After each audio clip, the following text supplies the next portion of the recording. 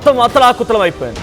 అయితే ఈ వర్షాల దాటికి ఏకంగా యూపీలో ఇప్పటివరకు 74 మంది మరణించినట్టుగా తెలుస్తోంది. ఇంకొంతమంది గల్లంత అయిపోయారు. ప్రయాగ్రాజ్, కాన్పూర్, దేహత్, ఫతేపూర్ జిల్లాలో భారీ వర్షాలు కురుస్తున్నాయి. ఇక పలు జిల్లాల్లో చెట్లు, విద్యుత్ స్తంభాలు పూర్తిగా నేల కరిగిపోయాయి. కుండాపోత వర్షాలతో ఇటు లోతట్టు ప్రాంతాలు మొత్తం కూడా జలమయమైపోయాయి. భారీ వర్షాలతో జనజీవనం పూర్తిగా అస్తవ్యస్తమైపోయింది. యుద్ధ ప్రాతిపదికన సహాయక చర్యలకు సీఎం యోగి ఆదేశాలు జారీ చేశారు. అయితే వరద నీటిలో చిక్కున్నటువంటి వారిని రక్షించేందుకు రెస్క్యూ టీమ్స్ కూడా రంగంలోకి దిగాయి. స్కూళ్లు, కాలేజీలకి అత్యవసర సెలవులు ప్రకటించారు. మరో 24 గంటల పాటుగా భారీ వర్షాలు కొనసాగే అవకాశం కనబడుతోంది. సో ముందస్తుగానే ఉదయం అంతా హీట్ వేవ్స్, రాత్రి అయితే చాలా భయంకరమైన వర్షాలు నార్త్ ఇండియాని అతలాకుతలం చేస్తున్నాయి. మరి ముఖ్యంగా ఉత్తరప్రదేశ్లో ఇప్పటివరకు కేవలం ఒక 24 గంటల్లోనే 74 మంది మరణించారు. 74 మంది కూడా కేవలం వర్షాల కారణంగానే అక్కడ పూర్తిగా మరణాలు సంభవించినట్టు తెలుస్తోంది. So Bhadohi and Fatehpur, Budaun, Sultanpur, Sonbhadra, Chandauli, Prayagraj and మరికొన్ని యూపీ రీజియన్స్లో ఈ భారీ వర్షాలు కురుస్తున్నాయి. సో 33 మంది ఒక మేజర్ స్టోమ్ కారణంగా మరణించారు. అంటే ఒక భారీ వర్షాల నేపథ్యంలో చిన్న చితక ఇల్లు కూలిపోవడాలు, స్తంభాలు విరిగిపోవడాలు, అటు చెట్లు నేలకొరడాలు ఇవన్నీ చూసి 34 మంది మరణించారు. ఒక చోట 7 మంది సుల్తాన్పూర్లో. ఇలా డిస్ట్రిక్ట్ వైజ్గా చూస్తే అక్కడ ఎక్కువగా నమోదైంది భదోహి జిల్లాలోనే. సో భదోహి జిల్లాలో 16 మంది మరణించారు. అక్కడ ఉన్నటువంటి మట్టి గోడలతో కట్టుకున్న ఇల్లు పూర్తిగా ధ్వంసమైపోయాయి. సో విరిగిపోయాయి. అండ్ పైనుంచి ఉన్నటువంటి మేడలు మొత్తం కూడా కుప్పకూలిపోయాయి. ఎలక్ట్రిక్ సప్లై కానివ్వండి, పవర్ లైన్స్ తెగిపోవడంతో కొంతమంది, ట్రీస్ అన్నీ కూడా నేలకొరడంతో మరికొంతమంది. ఎక్కువగా ఈ డిస్టిక్లో గోపీగంజ్ అండ్ ఔరాజ్ ఈ డిస్టిక్స్ మాత్రం, ఈ యొక్క ఏరియాస్ మాత్రం చాలా భయంకరంగా ధ్వంసమైంది. మీకు ఇంట్రెస్టింగ్ విజువల్ చూపిస్తాను. ఇట్స్ నాట్ ఇంట్రెస్టింగ్ బట్ డెఫినెట్గా కొంత ప్రమాదమే. సో ఆ విజువల్లో ఒక వ్యక్తి హోర్డింగ్ కడుతున్నాడు, ఒక ఫ్లెక్సీ సంబంధించి ఆ హోర్డింగ్ కడుతూ ఉన్నాడు.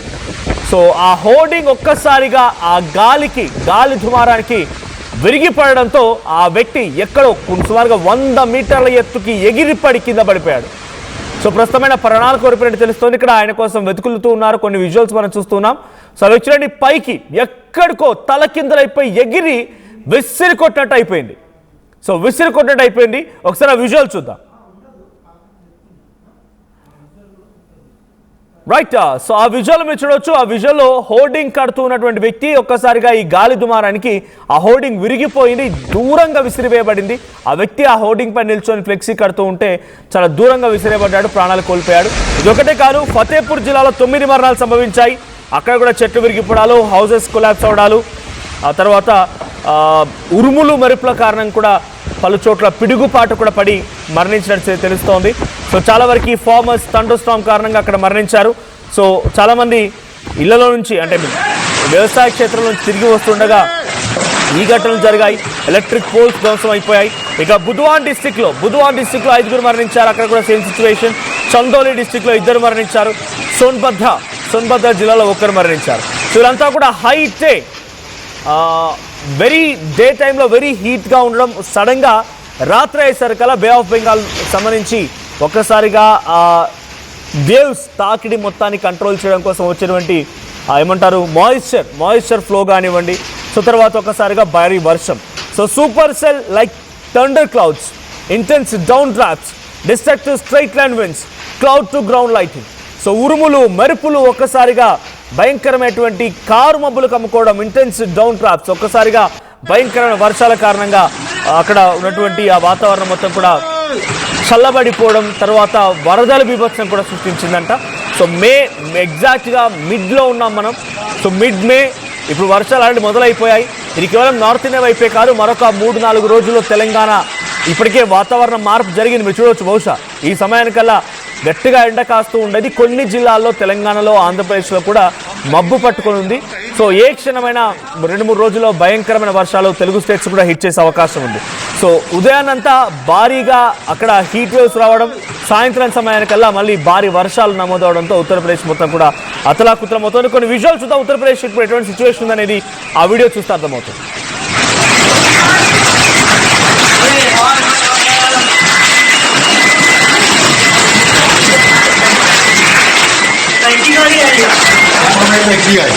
हम कहीं दिया है रामचंद्र।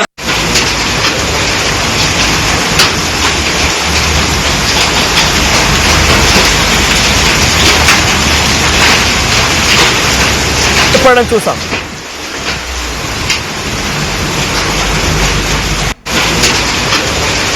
సో గాలివాన బీభత్సం చూస్తున్నాం. అక్కడ గాలివాన బీభత్సానికి ఒక చెట్టు పూర్తిగా నేలకొరి కారుపై పడిపోయిన విజువల్ చూస్తున్నాం. మరోవైపుగా ఒకవైపు వర్షం కురుస్తూనే ఇంకోవైపుగా భారీ గాలి దుమారం, చెత్త చెదారం మొత్తం కూడా గాల్లో కలవడం చూస్తున్నాం. భయంకరమైన వర్షం. సో ఎక్కడ చూసినా ఆ ఎక్స్ట్రీమ్ ఆ గాలి దుమారం, ఒకసారి డస్ట్ స్టామ్ అంటూ ఉంటారు. గాలి దుమారంతో ఉత్తరప్రదేశ్లోని పలు ప్రాంతాల్లో భయంకరమైనటువంటి సిచ్యువేషన్ ఉంది. ఇప్పటివరకు 74 మంది మరణించారు. ఇక్కడ ఆ చెట్టు పూర్తిగా చాలా వేర్లతో సహా కూకట్టు వేలతో పికిల్చి వేయడం అంటే ఇదేనేమో బహుశా. సో కూకట్టు వేలతో సహా ఒక్కసారిగా నేల కొరిగి అక్కడ కారుపై పడిపోయింది. సో ఈ ఘటనలో ఆల్రెడీ ఆ కార్లో ఉన్నటువంటి ఒక వ్యక్తి కూడా మరణించినట్టు తెలుస్తోంది. ఇంకోవైపు కంటిన్యూస్ రెయిన్ కురుస్తూనే ఉంది. ఇంకా సో ఒక జిల్లాకు సంబంధించి ఒక భదోహి జిల్లాలోనే సుమారుగా 16 మంది మరణించారు. దాంట్లో ఒకే కుటుంబానికి సంబంధించి 4 కూడా మరణించినట్టు తెలుస్తుంది. వారంతా కూడా ఒక మట్టి గోడలు ఉన్నటువంటి ఇంట్లో ఉండిపోయారు. సో వారంతా ఒక్కసారిగా భారీ వర్షానికి గాలి దుమారానికి మట్టి గోడలతో ఉన్నటువంటి ఇల్లు కుప్పకూలిపోవడంతో 4 కూడా అక్కడే మరణించారు. సుమారుగా ఆ ఘటనకు సంబంధించి దాంట్లో ఒక ఎల్డర్లీ ఉమెన్ ఉన్నారు, ముగ్గురు పిల్లలు ఉన్నారు. సో కొంత తల్లి 3 పిల్లలు అని తెలుస్తూ వారంతా కూడా స్పాట్లోనే మరణించారు. సో అక్కడ సహాయక చర్యలకు సంబంధించి వెంటనే హుటాహుటిన అక్కడికి స్థానికులు చేరుకొని అందరూ కూడా వెలికి తీసే ప్రయత్నం చేసి ఆ లోపుగానే వారంతా చనిపోయారు. ఇక ఫతేపూర్ జిల్లాలో కూడా ఈ రకంగానే ఒక భారీ వృక్షం కదులుతున్నటువంటి కారుపై పడిపోయింది. సో ఈ సంఘటనలో కూడా 2 మరణించారు. So metrologist said wind gust during the storm may have caused dangerous levels. అక్కడ డేంజరస్ లెవెల్ని దాటి గాలి బీభత్సం సృష్టించిందట. అందుకే ఇటువంటి ఘటన జరిగిందని చెప్తున్నారు అధికారులు. సో సుల్తాన్పూర్లో temporary wedding and pandal structure, అంటే అక్కడ కొత్తగా వివాహం చేసుకుంటున్నటువంటి కుటుంబం సంబంధించి అక్కడ మండపాన్ని ఏర్పాటు చేస్తే ఆ మండపం సడన్గా కుప్పకూలిపోయింది. దాని కింద 6 మరణించారు. సో మెటల్ ఫ్రేమ్స్ అన్ని విరిగిపోయాయి. ఎలక్ట్రిక్ వైర్లు ఆ మెటల్ ఫ్రేమ్స్ పై పడిపోవడంతో అక్కడ 6 మరణించినట్టు తెలుస్తోంది. సో ఇంకొంతమంది చాలా తీవ్రంగా గాయాలయ్యాయి. సో కొత్తగా పెళ్లి చేసుకుంటున్నటువంటి ఆ మండపం కింద ఎలక్ట్రిక్ షాక్ సర్క్యూట్ కూడా జరిగింది. ఆ మెటల్స్ సంబంధించి ఆ వైర్లు అండ్ ఆ ఐరన్ మెటల్స్ అన్నీ కూడా. సో 6 మరణించారు, ఇంకొంతమందికి గాయాలయ్యాయి. ఇక బుద్వాన్ డిస్టిక్లో 2 పిల్లలే, కొన్ని క్షణాల్లోనే 2 అమ్మాయిలే. So rain soaked wall collapsed while they were inside the house. So same Budaun జిల్లాలో కూడా ఒక ఇల్లు కుప్పకూలిపోవడంతో అక్కడ 2 అమ్మాయిలు స్పాట్లో మరణించారు. సో ఇంకా చాలా వరకు వ్యవసాయ క్షేత్రాల్లో వ్యవసాయం కోసం వెళ్ళినటువంటి ఆ రైతులందరూ కూడా ఉరుములు మెరుపులతో కూడిన భారీ వర్షాల కారణంగా పిడుగుపాటు కూడా పడిపోయి వాళ్ళంతా కూడా మరణించినట్టు తెలుస్తుంది. మొత్తంగా 74 మంది మరణించారు వివిధ కారణాల చేత. ఉత్తరప్రదేశ్లోనే కాదు, మరికొన్ని రోజుల్లోనే 3-4 రోజుల్లో మ్యాక్సిమం ఈరోజు ఆల్రెడీ వాతావరణం మారిపోయింది. ఇప్పటికీ వాతావరణ పరిస్థితి చూస్తుంటుంటారు. సో తెలుగు స్టేట్స్లో కూడా ఇదే మాదిరిగా వర్షాలు ముందస్తుగా రాబోతున్నాయి. ఈరోజు మే 14, అంటే మనం మిడ్ మేలో ఉన్నాం. మరొక 2-3 రోజుల్లోనే ఈ భారీ వర్ష సూచన తెలుగు రాష్ట్రాలకు కూడా ఉంది. అంటే ఈ స్థాయిలోనే గాలి దుమారం భయంకరమైన వర్షాలు కురిసే అవకాశం కూడా ఉంది. సో ఆల్రెడీ పంట చేతికొచ్చిన రైతులు కళ్ళాల దగ్గర పంటని ఆరబోస్తూ ఉన్నారు. వాటిని వెంటనే అమ్ముకునే ప్రయత్నం చేయండి. ప్రభుత్వాలు కూడా వేగవంతంగా పంటను కొనుగోలు చేసే ప్రయత్నం చేయాలి. మరి ముఖ్యంగా రైతులు ఎక్కువగా ఫైనాన్షియల్గా లాస్ అయ్యే అవకాశం ఉంది. కాబట్టి ఇక కొన్ని చిన్న ఇళ్లలో, అంటే ఆల్రెడీ పాతబడిపోయినటువంటి ఇల్లు కానీ, మట్టి గోడలు ఉన్నటువంటి ఇల్లు కానీ, శిథిలావస్థల ఇళ్ల నుంచి కొంచెం దూరంగా ఉండే ప్రయత్నం చేయండి. చెట్ల దగ్గర నుంచి దూరంగా ఉండండి. సో భయంకరమైన వర్షాలు 2-3 రోజుల్లో తెలుగు స్టేట్స్ని కూడా హిట్ చేసే అవకాశం ఉంది. ఈసారి ముందస్తుగా ఋతుపవనాలు ఎంట్రీ ఇస్తున్నాయని కూడా ఆర్టీఓ ముందుగానే చెప్పుకొచ్చింది. సో ఆ నేపథ్యంలో తెలుగు స్టేట్స్లో మరొక 2-3 రోజుల్లో భారీ వర్షాలు ఉండే అవకాశం ఉంది. ఉత్తరప్రదేశ్లో ఏ మాదిరిగా సిచ్యువేషన్ ఉందో అంతటి సిచ్యువేషన్ తెలుగు స్టేట్స్లో కూడా హిట్ చేయబోతుందా, ఏం జరుగుతుందో చూడాలి.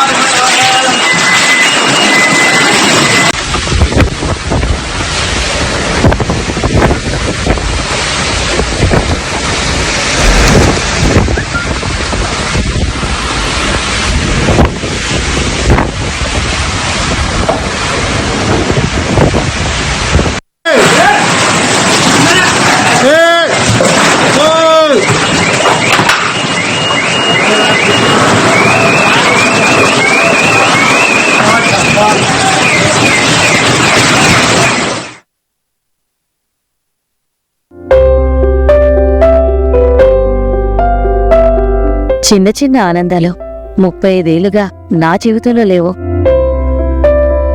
35 ఏళ్లుగా నేను డైపర్లలో బ్రతికాను. 6 సెంటీమీటర్ల ఫిస్టులా నా మూత్రాశయంలో లీకు కారణమైంది. ఎవరూ నాకు సహాయం చేయలేకపోయారు. AINUలో వైద్యులను కలిసే వరకు. అక్కడ వారు రోబోటిక్ శస్త్రచికిత్సతో నాకు పరిష్కారం ఇచ్చారు. వారు నా ఆత్మవిశ్వాసాన్ని కూడా తిరిగిచ్చారు. Precision care makes it possible. The Center for Robotic Surgery at AINU